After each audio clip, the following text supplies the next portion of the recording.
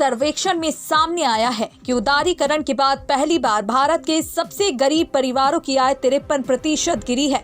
2015 से 2021 तक की इसी अवधि में सबसे अमीर परिवारों की आय 39% बढ़ी है। इस सर्वेक्षण के मुताबिक इन सबसे गरीब 20% परिवारों की आय 1990 के दशक में हुए भारतीय अर्थव्यवस्था के उदारीकरण के बाद से लगातार बढ़ ही रही थी, लेकिन अब महामारी के पहले साल 2020-2021 में इनकी आय पहली बार गिरी, बल्कि 2015-2016 में इनकी जितनी आय थी उसके मुकाबले महामारी के दौरान आय में 53% से ज्यादा की गिरावट आई है, यानी आय 5 साल में आधी हो गई।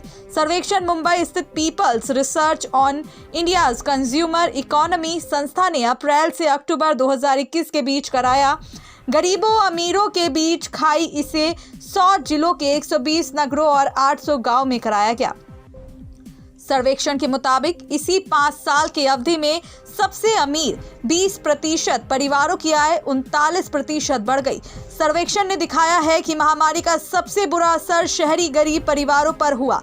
2015-2016 में इन सबसे गरीब 20% परिवारों की औसत सालाना आय 1,37,000 रुपए थी, लेकिन 2020-2021 में यह गिरकर 65,000 रुपए हो गई। इसके पहले 2005 से 2016 के बीच इन परिवारों की आय 183% बढ़ी थी।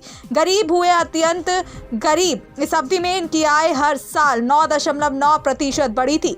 इसके ठीक उलट सबसे अमीर 20% परिवारों की 2015-2016 में सालाना औसत आय 5,26,000 थी, जो 2020-2021 में बढ़कर 7,31,000 हो गई।